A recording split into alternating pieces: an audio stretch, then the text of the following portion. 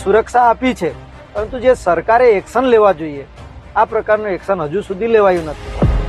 Bharatiya Janata party માટે vote bank મહત્વની છે. એને એ નથી હિન્દુ સાથે મતલબ, નથી ક્રિશ્ચન સાથે મતલબ, નથી આદિવાસી સાથે મતલબ. તાપી જિલ્લામાં 1000થી વધારે ચર્ચો છે.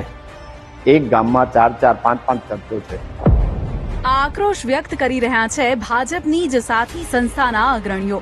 તાપી વ્યારામાં 80% આદિવાસીઓ પોતાની સંસ્કૃતિ છોડીને ખ્રિસ્તી બની ગયા હોવાનો દાવો થઈ રહ્યો છે.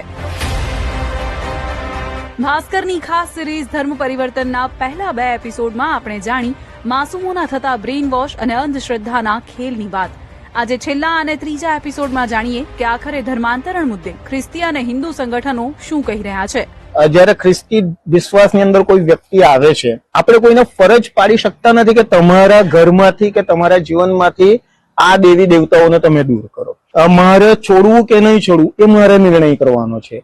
મિશનરી લોકોએ શિક્ષણ આપ્યું, વ્યસન મુક્ત કર્યા, લોકો જાગૃત થયા. આજે પણ સર્વે કરવામાં આવે તો 80થી 90% ચર્ચો એ સરકારી જમીન પર છે, ઇનલીગલી છે. હવે સરકારના જે મોટા કાર્યક્રમો હોય છે એ કાર્યક્રમોને અંદર પણ આ લોકો મોટી એની ભૂમિકા ભજવતા હોય. આદિવાસી વિસ્તારોમાં વધતા ચર્ચની સંખ્યા પાછળ સત્તાનું પીઠબળ હોવાનો દાવો થઈ રહ્યો છે. હિન્દુત્વની વાતો કરતી આ સરકાર મૌન કેમ છે એ પાછળનું કારણ જાણવા અમે ચર્ચ ઓફ નોર્થ ઇન્ડિયાની આખો વિડીયો જોવા માટે ડાઉનલોડ કરો દિવ્ય ભાસ્કર એપ.